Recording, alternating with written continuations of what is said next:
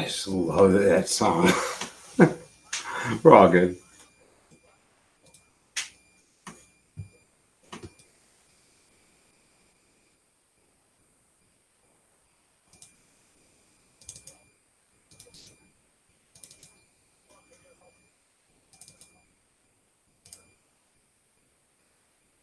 What is up, everybody? See, I'm so excited to get on here. I jumped on early. I love it. No, I love that song by Hunter Thomas Mouse, man. I was playing in the background. That is just one of the hell of a good song. So, all right, we're going to let a couple people get in here. We're going to check our audio, make sure everything's sounding and looking good. But now that she's on the screen, things are looking a lot better. Right? You hiding over there tonight? Yeah. You sound good on... You're hiding under your hat? Your audio's good. All right. So, all right, you guys are in the chat. Give us a thumbs up. Let us know how we sound. Let us know where you're listening or watching from. Share it out if you can. Get a nice little crowd in here for Levi. Man, we saw this guy Saturday. He was phenomenal. Just amazing. So much fun. Dude, that was a fun show. Yeah. Oh, God. I had a blast. If you guys have not seen him out, definitely get out and see this guy. You guys might know him from his songwriting father, but I'm going to tell you, he has done one good thing is just step away from his father and do his own thing. I love it. We're going to talk about that tonight and a lot of other things, too. So, all right, guys, we're going to get ready to rock and roll. And, yeah, hopefully everything's sounding good and read these out. All right. Ready? Sounds good. Give me those clappers. All right. Welcome to, all right, screwed up the first word, dude. Look at this. You tell we haven't had a show forever. You can tell we're a little rusty. Yeah. Oh, well. All right, everybody. Welcome to Season 5 of the Gainin Fast On Memphis podcast, a place where we connect melodies, memories with fans, artists, and passionate-driven individuals in and around the music community. I'm your host, Aaron Shriver. And I'm your co-host, Jillian Shriver. Our mission tonight is to provide a platform for passionate singer-songwriters, motivated fans, or just someone who's making a difference in and around the world of music. And there's people just willing to share their stories, too. We hope everyone listening leaves inspired with a positive outlook on life and begins connecting their own melodies with memories. So tonight we are presented by our good friends at Arlo Revolution, cinematic wedding films, music videos, and promos. Find them at arlorevolution.com. One tree planted. For every 1,000 downloads of the show, we plant a tree with One Tree Planted. Download the show today on your favorite podcast app. We just hit 12,000, so we just planted, well, would have been our 12th tree, but for 10,000, we planted 10. So I think we're up to 22 trees now we planted across the world. So guys, keep downloading the show. This is awesome that we're able to do this. And then finally, our pod decks. Pod decks are the hottest tool to get your next great interview, unique interview questions in the palm of your hand. We'll talk a little bit more about them a little later. But our on-screen sponsors are on a Higher Wire by Joel, original custom artwork inspired by your life, moments, treasures, and photos. And Corey Oliphant in the original church choir. Honored to have him and them on each and every week. So, but we do thank all of our sponsors for continuing to support and growth of the show. If you enjoy listening or are looking for ways to support us, check us out over on Patreon. It is the heart and soul of our show. Tiers start at just $1. If you sign up for a full year, you get 2 months free. Some really cool stuff over there, too. So definitely check it out. If you can't do that, I always ask every week if you can like, share, subscribe, wherever you have to do to help share this podcast, help us grow. Instagram, we've been growing a lot lately, doing some cool things over there. So definitely come over there and check us out and have some fun. And if you haven't looked at GainingFastOnMemphis.com, pretty cool place, too. So, all right, guys. Tonight, I'm excited. I'm definitely excited for this one. It's been a while coming. We welcome in singer-songwriter Levi Hummon. Levi has been around the industry since he's been crawling, but it wasn't until skateboarding and the Ramones that started connecting his memories with melodies. Some strong advice from his songwriting dad leads us to today. Levi is an independent artist with no signs of slowing down, and I cannot wait to start this and introduce you guys to him. So, guys, here's Levi Hummon.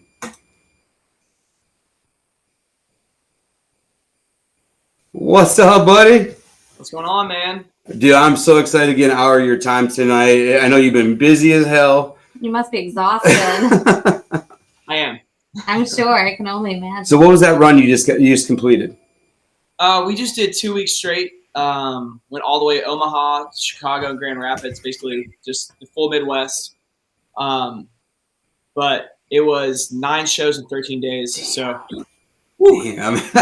That's why I was sitting here Monday. I was kind of doing the show. I'm like, dude, there's no way this guy's gonna be able to do a show tonight. No way in hell. Like, if you didn't send that email, I was gonna send it and be like, dude, we're rescheduling just for you for a couple days. We didn't hold on the phone until about 10 o'clock at night. So I was like, there's no way. Yeah, dude. Yeah, you needed a break too, man. Right back at it. So you're off now until what, the 2nd? You're playing the basement, did I see?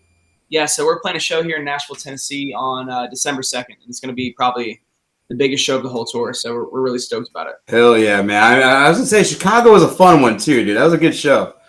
It was a hell of a good time, so. Other than Nashville, Chicago might be my favorite city, so. All right, man. Definitely. Yeah, we'll have to talk about that a little bit. But I want to throw things way back, dude. And for you, it probably was a little different with your earliest music memory. But what can you remember, man, the earliest being introduced to music around your household? I mean, what was your parents listening to?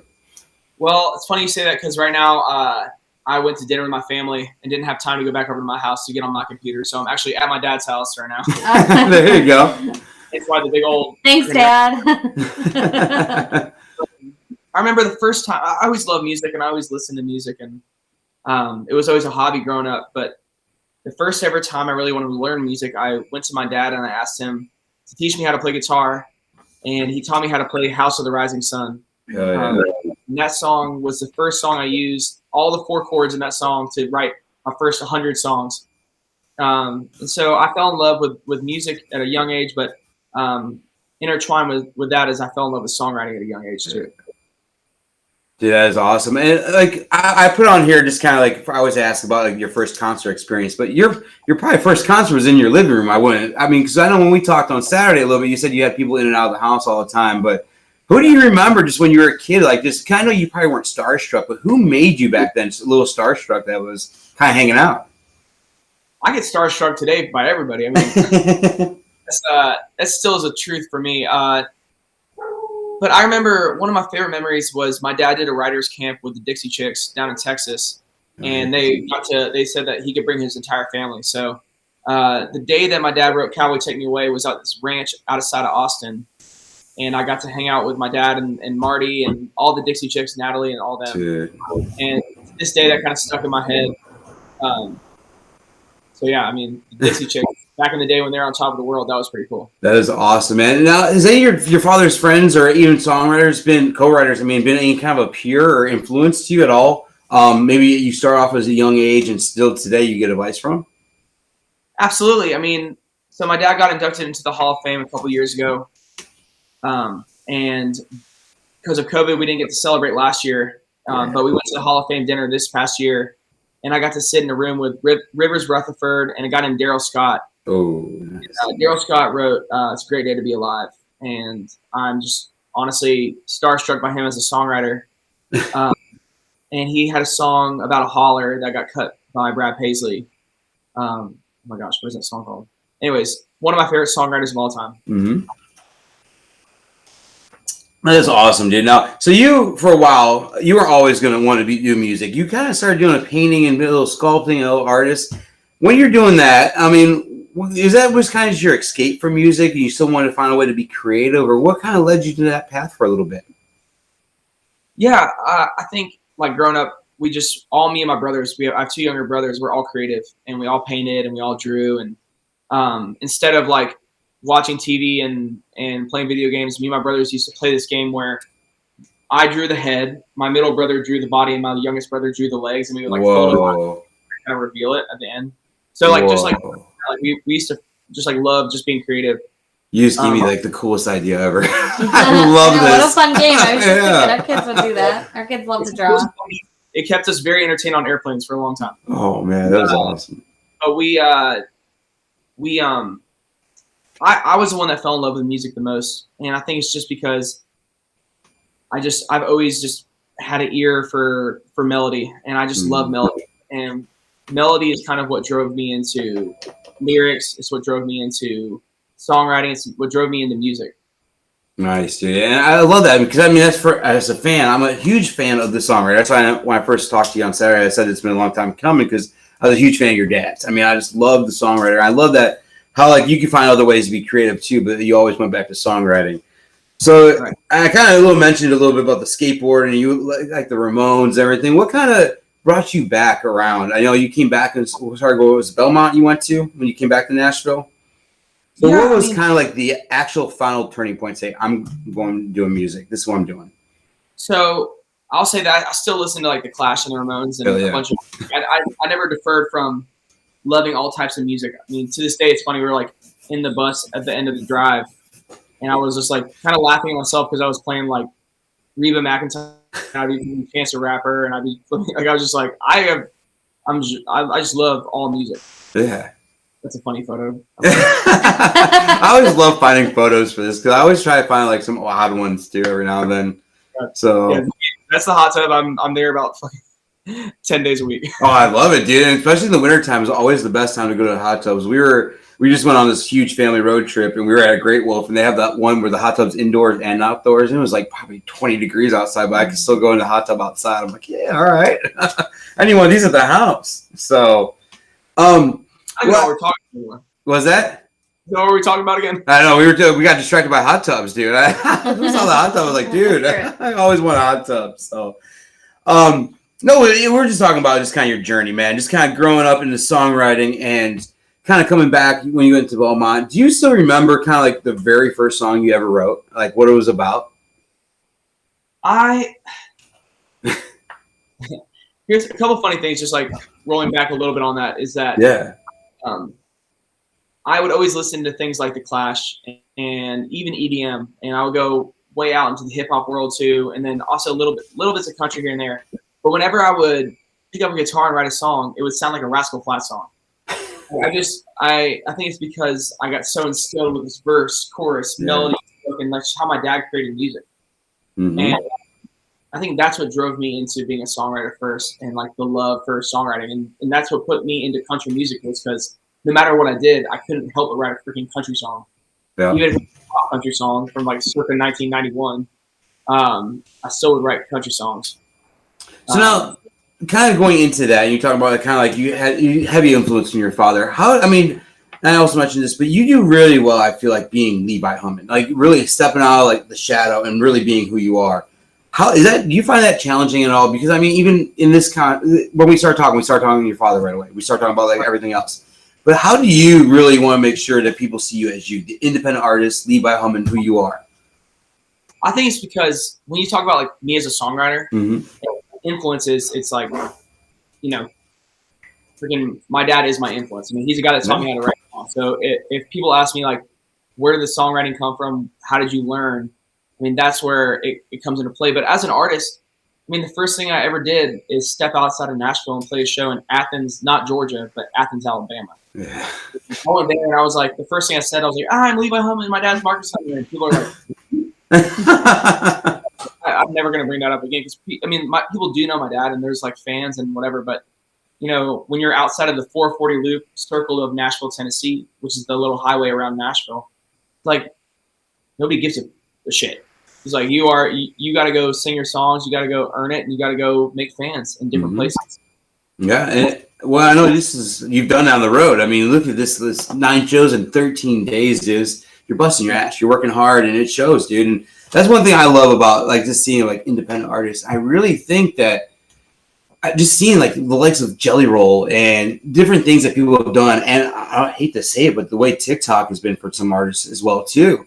Independent artists is almost the way to go. And I know we were talking, my wife and I were talking, and it's going to more songwriters now. You see more of the albums that are coming out in Nashville now. You look at the liner notes, and the guy who's singing the songs are writing them too. And 10, 20 years ago, that wasn't the case. I mean, you didn't have that a lot.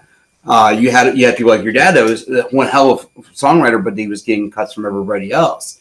And I like seeing that there's more of an independent side and more songwriters are getting their own stuff out, because I mentioned this a lot of times on the show. Chris Christopherson was never the best singer, but dude, the way he delivered songs and the way that he could paint those pictures with those songs just would blow your mind sometimes. And I see that with you, dude, when painting a lot of those pictures and stuff. I mean, dude, paying for it is just one hell of a jam, dude. The thing is, for me, is, I mean, as an independent, the only reason I'm independent is because it allows me to be who I am and do the artist development for myself always.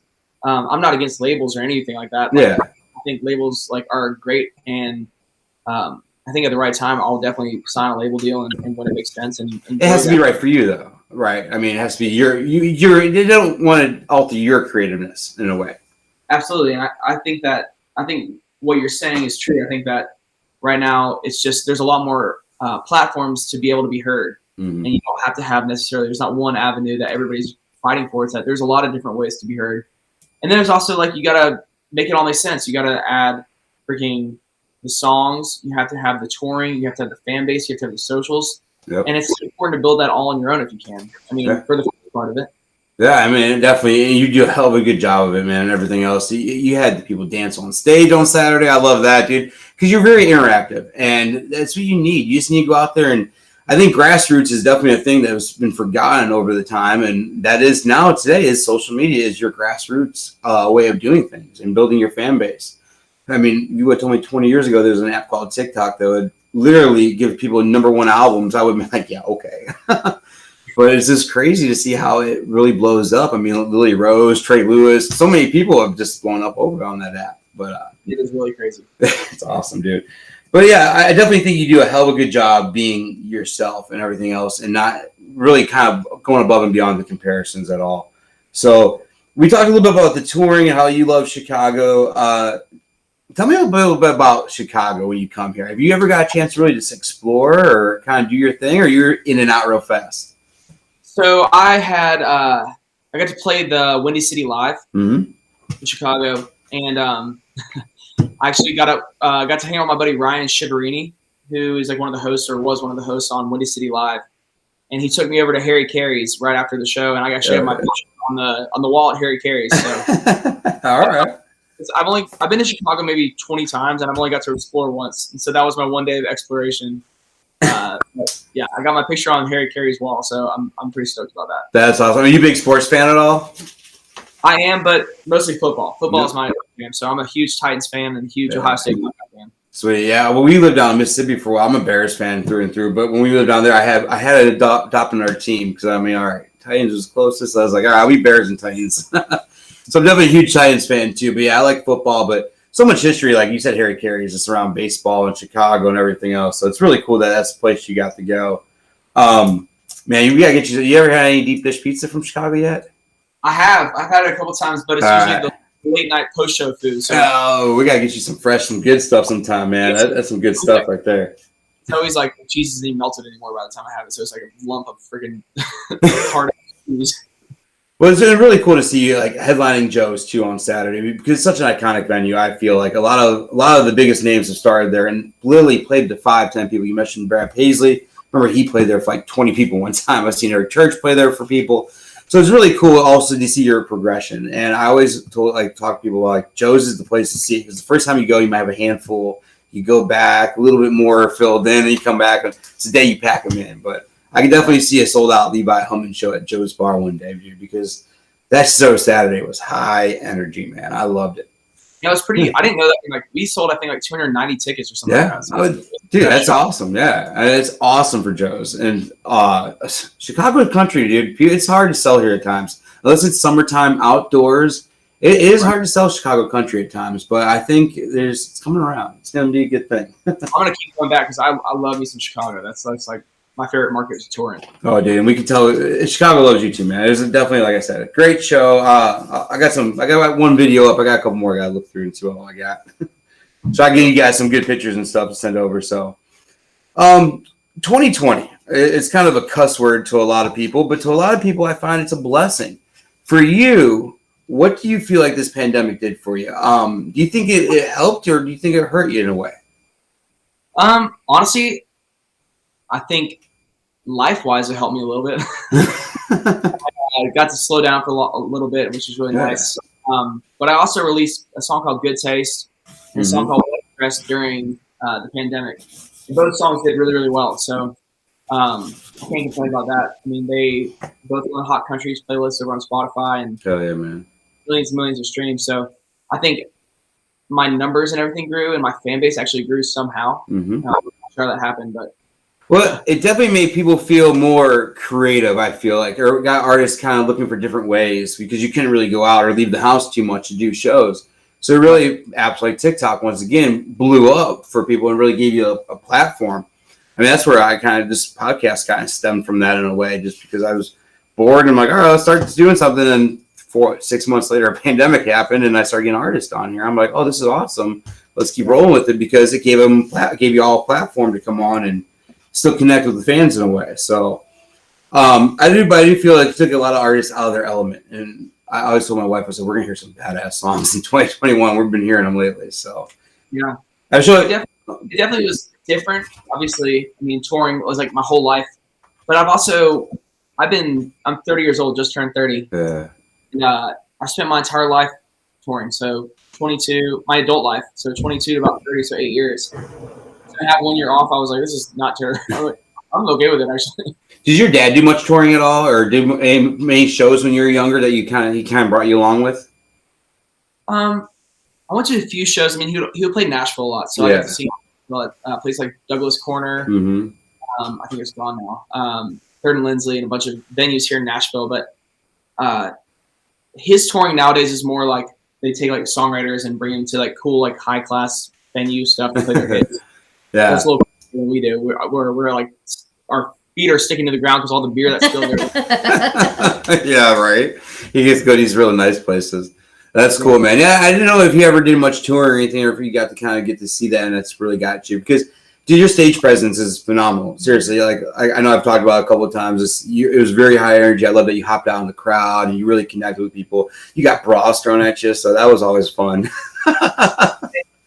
But that was Roman. That was Roman that had the bras. That was Roman got the bras. Yeah. Roman's bras, I get the bros. I love it. No, I looked up a lot to a guy named obviously Dierks Bentley and Keith Urban. Two of my favorite performers, and also Kenny Chesney. And my one thing I remember about I saw Kenny at Soldier Field. Dude, hell yeah. At the American Revival or American Kids Tour. Oh, yeah, that was a good one. And I remember I just watched him play for 3 hours straight, and the dude was just straight up Energizer Bunny. He just bounced up and down the whole time. And I was like, if he can do it for 3 hours and he's like 50 years old, I just turned 30, I can jump around for 45 minutes and like give it my all every night. And that's why my voice is like completely gone right now, because every night for 2 weeks I was just like, whether there was 100 people or 200 or 300 in the crowd, I was just like, I'm giving you guys the exact same show and we're gonna party our asses off. And I can tell that about you. Like, like you don't get intimidated if you go out there and there's not that as many people as you thought or anything else. You're gonna give it no matter what. It's kind of like whoever's gonna show up, you're gonna get the same show. I'm gonna give you all I got and leave it on the stage for you. And that's what I got from you. And I like that, because there's some times where you'll see an artist that like they'll judge your show based on the crowd and like the crowd size, not like everything. The energy definitely in the crowd always will play a factor, I feel. Right. But like when they do, like they stand there like, all right, well the crowd's just kind of chilling. I'm just gonna chill tonight. And it's like, no, dude, we're chilling, but come at us, like get us wild up. We want that. Like we want to feed off your energy too, and that sometimes I'll liven up the crowd. I guess I don't know. Well, what's funny is that we played a bunch of sororities like every night before the tour, except for Chicago. Yeah. And so, in order to get the sororities there, basically you got to just be like as much energy in a sort. It's like me and Roman, and then there was just like 400 girls. I was gonna ask. I saw a picture. I was gonna ask about that. I was like, damn, dude, you guys hang out in the sorority part life, huh? and so the trick was like basically it was like we got to start our show off the whole night by convincing a bunch of girls to come to our show. Which was not easy because you got to just be super energetic, and like sorority girls are like very high energy. It's like yeah, the whole time. So you start your night off there, and then hit another sorority, and then you're, freaking playing a show. Like you're just like on a high the whole time. Yeah, man, that was awesome. Like I think it was the night before Chicago. You were in Madison, I think, and I saw you guys were at sorority Madison. I was like, all right, these guys are hanging out, having a good time here. We played Minneapolis. Nice, dude. Which was fun, and we went to Minnesota there. But Madison was sick. I think our favorite one to visit was either Iowa City or Lawrence. Dude, Iowa City out here is just crazy out there. Just the Hawkeyes and everything else is crazy. It's a crazy. I'm a big Tucker Bethard fan. I've seen him out there a couple of times because Iowa's like a second home, dude, and it's just the shows out there are nuts. It really is. So, I hear this, like, I was kind of researching for this and heard some rumors about your mom, and not rumors, but just things that she does and how she's kind of like the rock star of the family, dude. I heard that she's kind of done a lot of stuff for you musically and spiritually, but I want to know about how your mom's been a rock for your family, because, dude, putting up with musicians, I'm sure it hasn't been easy for her. I know you guys, all boys, she's the only girl in the family, so my wife's been kind of leaning on that right now. She has 3 boys on her table, but... Dude, tell me about Thistle Farms a little bit. I know she's got a big donation. Was it yesterday or something you posted about? But tell us a little bit about your mom, man. She got $25,000 last night at the Ryman Auditorium from Katie Couric. But she started an organization called Thistle Farms, and Thistle Farms is a place where women with a history of drug abuse and prostitution go to find refuge. They have bath and body care products that they make. They make candles, and all the women that came off the streets are making these products. And so she started that organization, and she was CNN Hero of the Year back in 2016. She's just Whoa. And she's probably more incredible for putting up with my shit and my brother's shit for like 3 years. I mean, for 30 years. Do you guys used to always beat each other up or punch each other all the time? It wasn't a lot of violence as much as just like doing stupid crap where like one of us would actually get hit in the face with a bat. And we'd just be like bloody and coming home. We got a 4 and 7-year-old that won't leave each other alone. They're always beating each other up. Well, it was less than 4 and 7. It was more when we got to like 14 and 18 and stuff where you got to wrangle it in a little bit. Yeah. People get hurt a little easier. But, dude, yeah, just the things I've been hearing about your mom and just the things that she's done for people. And you got to go to some different countries, too, and do some things. I was hearing about it, and I'm like, we need people like that in this world. She's just a great human, dude. And just, I wanted to just honestly give you your whole family props for the things that y'all are doing. And you don't know what you're doing for like different people, like people like me, like just fans of music, like hearing the music from your dad and now from you, and then hearing the stories your mom's doing, dude. It's really cool that you guys are doing all this. So, no, thanks, man. Well, my mom is a different level because what she does is genuinely changing the world. But music is a blessing, and you can only do music if there's people out there that want to listen. So we're all just thankful. Dude, it's awesome. But it's a songwriter that really keeps it going, man. It really makes everything happen because it all starts right there with the song, which is so damn true in so many different ways. So, all right, man. We talked a little bit about Saturday about song titles and how you've been on tour and how they're everywhere. Can you ever turn that off and just relax at all? Or, I mean, like, is there any way to turn the creativeness off? Or anywhere you're at, are you always getting hit this left and right with just song titles and stuff all the time? When you want to turn it off, that's when it hits you the hardest. And when you want to turn it on, that's when it never is there. So you got to find a little balance between it. So I think it comes in waves. It all comes in waves. And I am cursed, though, with constantly thinking in music. And I'm always like, that's a country song. Oh, that's a song. Like yesterday, what I say? I said I need a little more Jesus and a little less Jack Daniels. Oh, that's true. Or you need an Old Smoky one though. I know, but we drink Jack on the road a lot too, and so I was like, I need a little less Jack and a little more Jesus. Yeah, I had it, man. I drank a lot of Jack. I've had to drink a lot of Jack back in my days, and I finally had to give it up. So I was like, you know what? I ain't getting any younger. It's time just to I give up drinking for smoking. I figure I'll just do that and be fine with it and have a good time. So choose your vice, man. You got to, man. And you have to enjoy it, man. And definitely, everybody has something. And sometimes there's things that's not for everybody. So, and Jack made me a little bit more mean. So I was like, you know what? Yeah, we need to, hang that up for a little bit. Probably a little more hungover too. Yeah, I'm telling you. But what for you, when the creativity is, when you can't turn off, what do you do for a mental break? Like, what's kind of like your escape from things? Or where do you kind of go to just kind of tune out for a little bit if you need to? Mexico. Nice, dude. I think traveling, like even in Nashville when I'm like not doing anything, I feel like I'm just busy. Like, I'm literally doing nothing. I think I find like the only way to shut off my brain is to sit on a beach and just like somehow turn it off. Yep. It seems a little bougie or whatever, but like it is the only way to turn it off for me.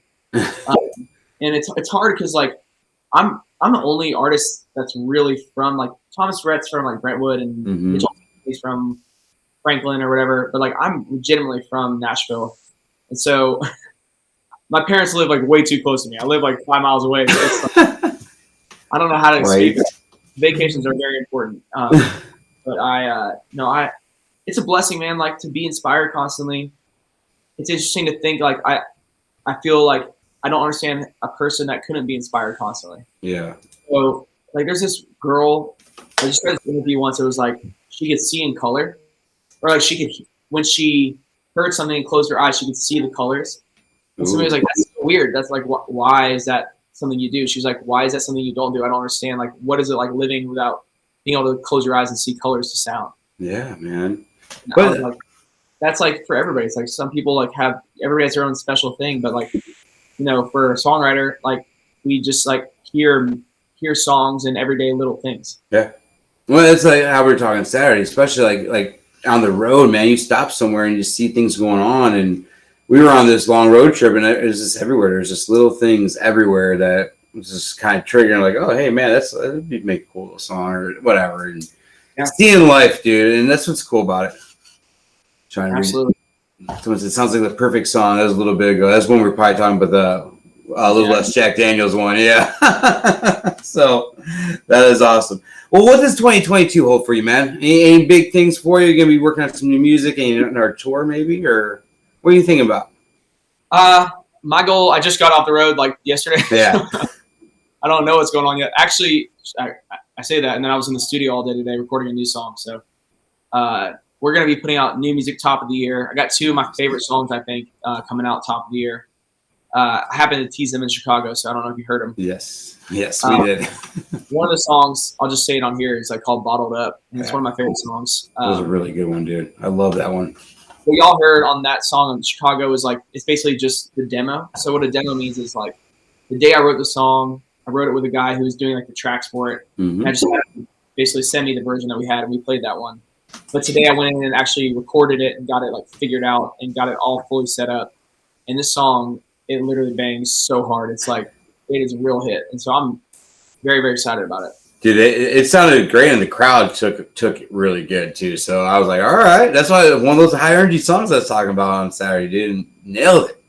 Yeah, so I'm really stoked about that one. I think it's going to be a good tune. Nice. Sorry, nice. we have like 8 dogs here, so you hear a lot of barking. Oh, dude, we're the same way. We're down to 1 now, so but we have a lot of barking upstairs. We always fight with kids, dogs, and bathrooms there. Because the pipe for the bathroom's right above my head, so everybody is not allowed to flush the toilet when it's podcast night here. It's like no toilet flushing upstairs. Legitimately 4 dogs here. Oh, so we were a 4-dog family. We're now down to 1. So we just lost one last Friday night or last Thursday night. So it's been about a week. But yeah, we're down to 1, and he's our blind deaf dog. It runs into everything.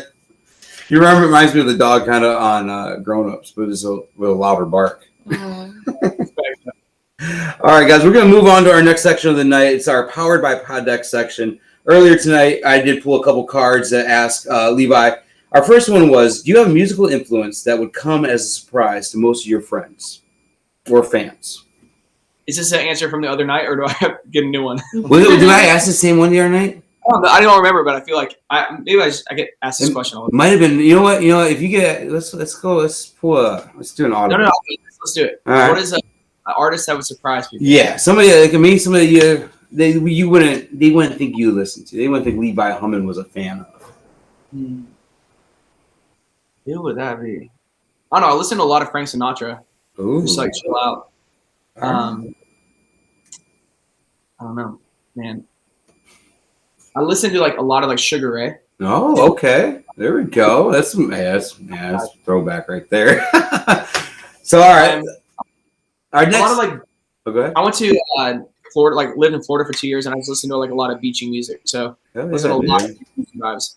Yeah, that's awesome, man. I'm definitely a fan of some beachy music, man, especially old school Beach Boys. So that's where it's at right there. All right, next one was, if you could put something wacky on your rider, like no green M&Ms, and it would always be fulfilled every show you played, what would you put on that rider? We had the most interesting rider the other night at Chicago because we had like a bunch of vegetable trays. And I was like, no, let's eat vegetables on the road.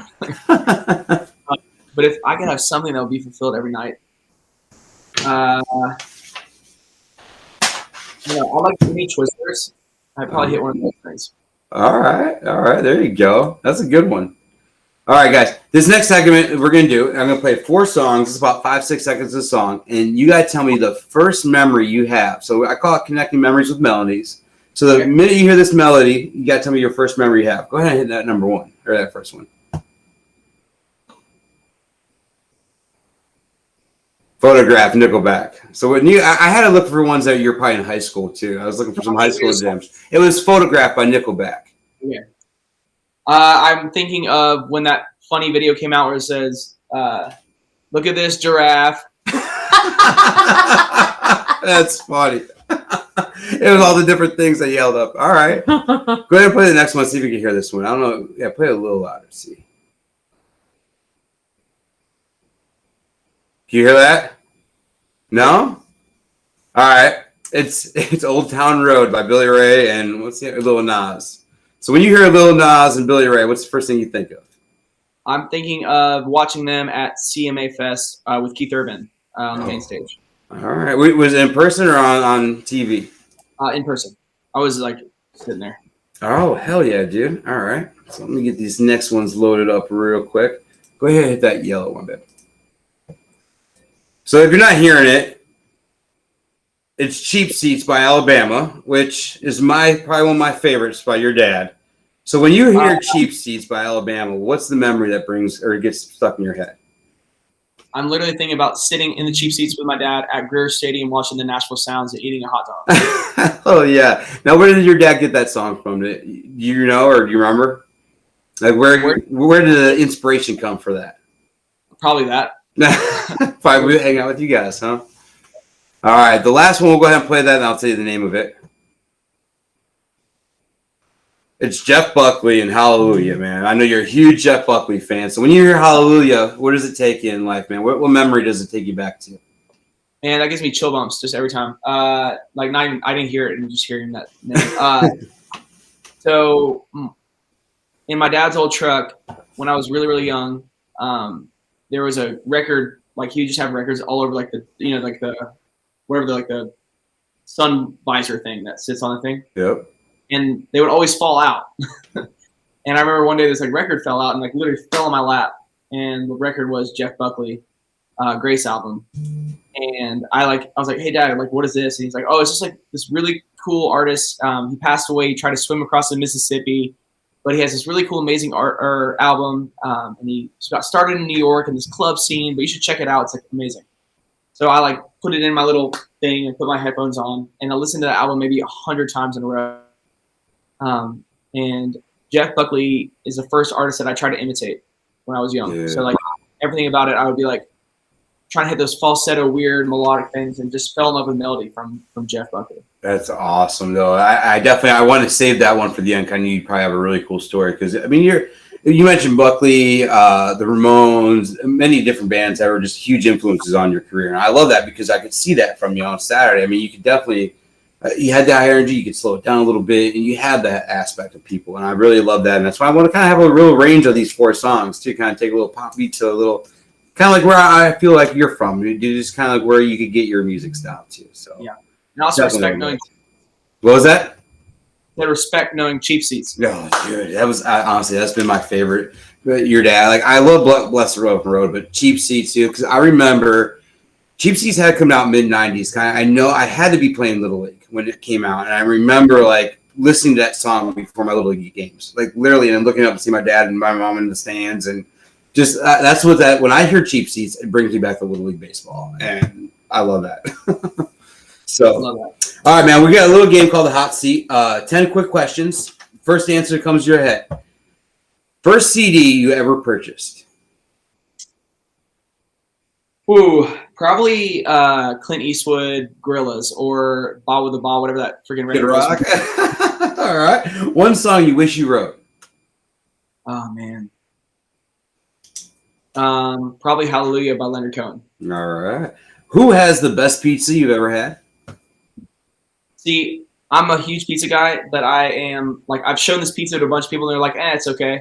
But the pizza I grew up on is Pizza Perfect here in Nashville. All right. I'll have to check it out. Yeah, I have the same. I know we're doing the 60 seconds. I have the same thing. There's a pizza in West Virginia that I've tried to show people to. They're like, but I'm like, this is the best pizza in the world, man. What are you saying about? So, all right. The strangest thing you've ever seen in the middle of the road? In the middle of a road or like in the middle of a tour? In the middle of the road. Oh, man. I saw... We hit a turkey once and it exploded. That was kind of cool. Whoa. Yeah, that's probably a good one, too. Hell yeah. What was the first car you ever owned? First car I ever owned, Honda Odyssey, and it was gold.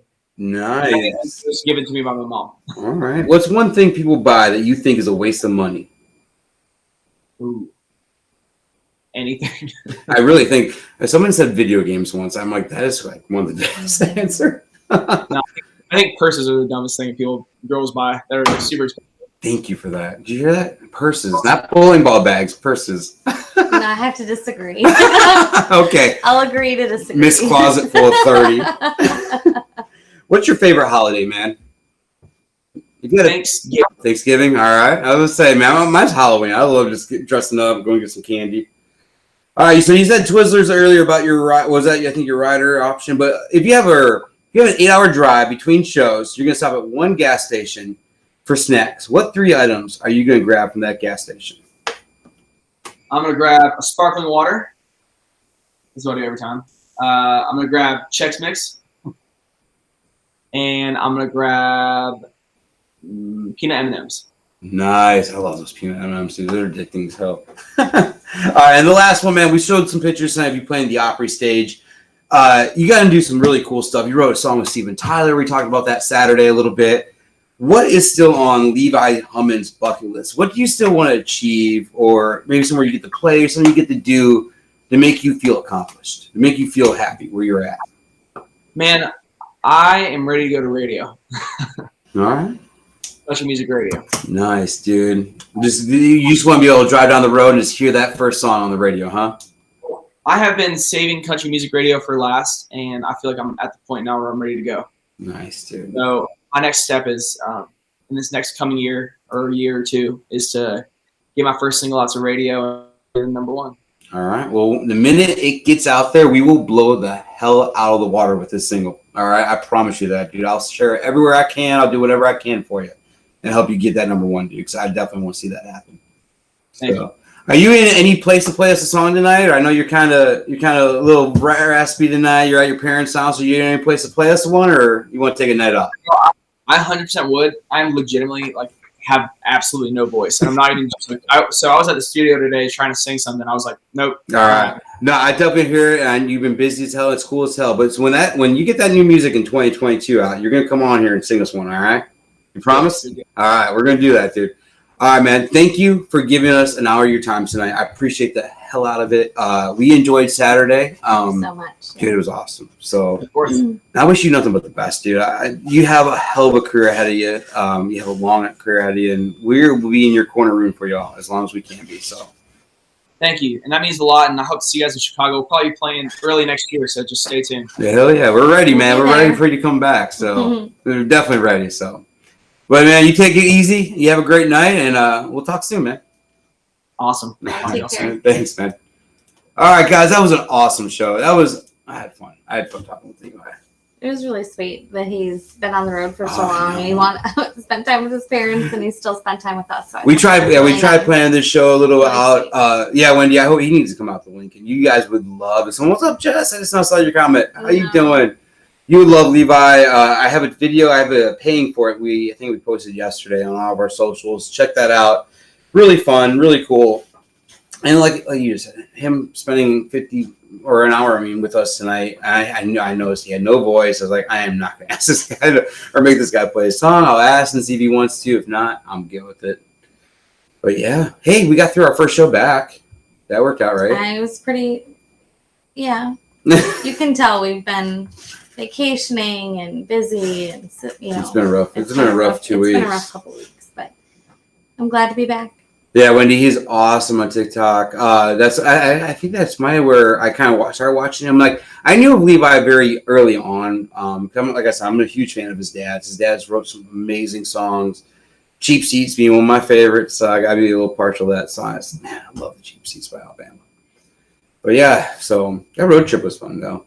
We had a good time out there. So we're gonna try to post some pictures for everybody so you can see that. But yeah. Other than that, guys, we are going to wrap up here tonight. Thank you guys for coming back and enjoying a show tonight. We will be back next Tuesday and Wednesday. We have back-to-back shows and be back in the full swing of things. I cannot wait.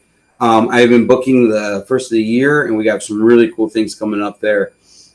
Dude, Cowboy Take Me Away was a huge one by him. And dude, just dig in to Marcus Hummon if you guys want to see who Levi's dad is. And amazing things that he's done. But I'm going to tell you, Levi's doing some amazing things himself. So, but yeah, guys, go ahead and check out our Instagram, our website if you guys can. We've been posting some really cool stuff. Tomorrow I am going to be posting, or maybe later on tonight, a video interview I did on Saturday with Roman Alexander. So if you guys have not heard of Roman Alexander, it's a name you definitely want to check out. He is on tour right now with Levi. They just kind of wrap some things up. They got one more show coming up.